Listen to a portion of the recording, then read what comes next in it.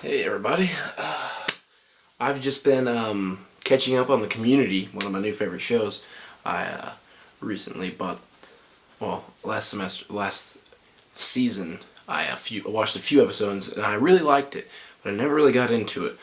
So I bought the whole complete first season, good stuff, and watched it all. And due to being busy on Thursdays, I've not been able to watch any of them when they're actually broadcasted, so I'm catching up on them. I just watched the first two episodes, and they are amazing. They are hilarious. They've already got their characters developed well, and I mean really well, and they're so funny. I recommend following Joe McHale and Donald Glover on Twitter because they're fucking hilarious. Just listen to what they have to say. And then the first two episodes already, they've had good guest stars like Betty White and Drew Carey. I didn't know he got skinny. He's really skinny now. But they had Betty White as their new anthropology teacher, which is the class they all picked so they can have a class together and have a study group. And she's all about the weapons, and that's all it is. And then she makes them get into tribes of like 9 or something like that, and she gives them a box with all kinds of weapons or something, a hammer or something, and it's saying one of these tools is the most important one. And throughout the episode, they were, not throughout, but a little bit of the episode, they spent time trying to figure out which one was the best, and they didn't really think of anything. And then they had like a falling out because of ego and stuff, because of the last episode where Britta confessed her love for Jeff, and he walked out of the whole dance and then kissed what's her face? I don't remember her name. Her name is Annie. Yeah, I forgot about Annie. Yeah, but then it brought up to this first episode of Annie being infatuated with Jeff and Britta. Everyone thinking she's the underdog, and so everyone's rooting for Britta and thinking everyone thinks Jeff's a asshole. So that all that clashing made them have a little falling out.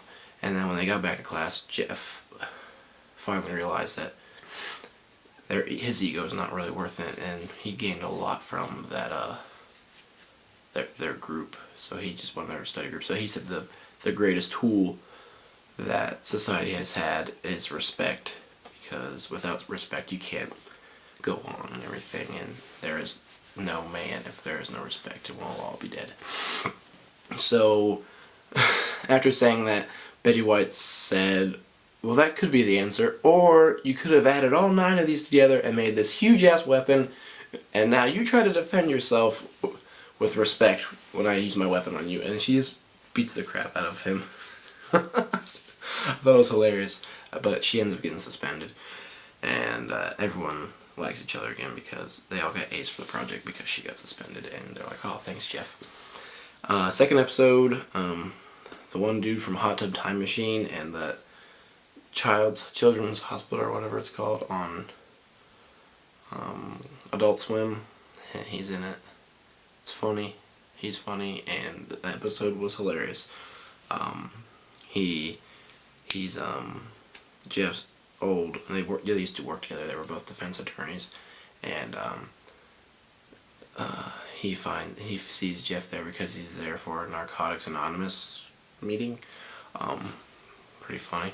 And then they go out for drinks. Then Jeff starts hanging out with him more because he's a cooler dude, and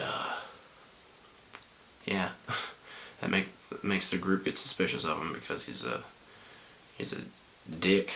And they end up Annie remembers him from Narcotics Anonymous because she was in there for taking pills when she was in high school. And so she remembers that he said something about getting Jeff disbarred, and they find out he's the one who disbarred Jeff. And so that leads to more trauma and trouble. And his friend asked Jeff to go to one of the lawyer balls to be his guest, and then he goes there, and then he actually tells him, the reason I got you here is so you can make me partner with such and such is Drew Carey, who was skinnier than crap now. in the episode, he has a hole through his hand. Like, there's a complete hole through his hand. He drops like a grape through it. It was weird, but I loved it.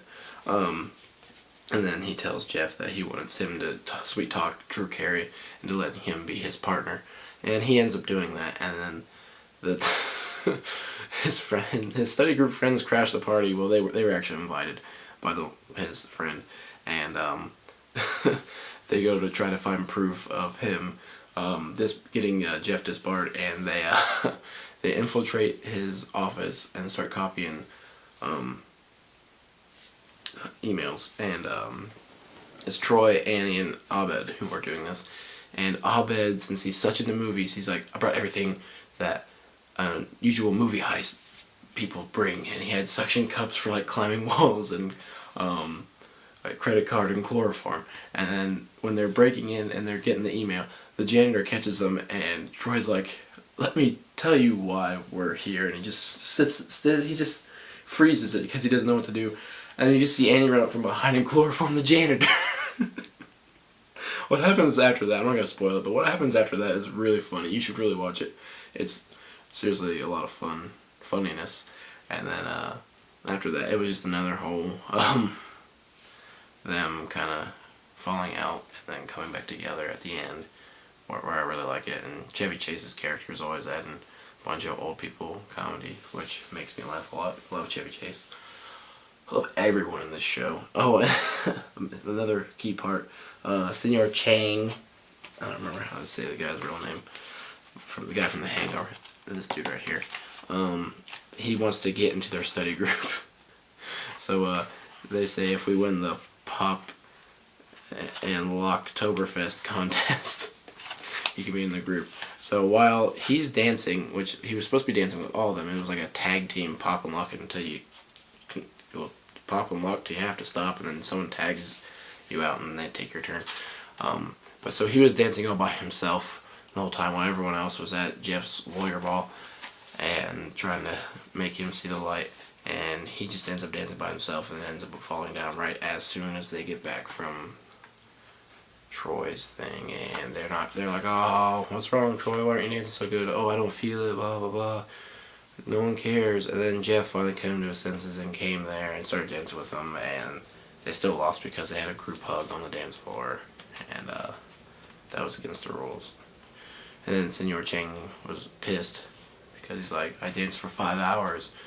Do I still get to be in the group? And then Troy, being a dick that he is, but a funny dick, well, the rules were we had to win, so nope. I freaking love the show. It's so good. There's 2 more episodes I haven't seen yet, and I will have a review of them after I watch them. It's probably going to be tomorrow, because I have to go to bed. It's 2:15 a.m. in the a.m., and I'm going to be really pissed if this video doesn't look so good right now, because I have my camera looking at me. I had it already pre-focused and everything, and it better be looking good, or else I will be angry. No, I'm so sorry for my potty mouthing. But yeah, shout out to this. Get it? If you love comedy, get this. Get this. This show is so good. It's got something for everyone. Stay gold, pony boy. And that's how I'm gonna end this with a quote from Abed quoting another movie. Okay. Oh, little contest. Answer where that's from.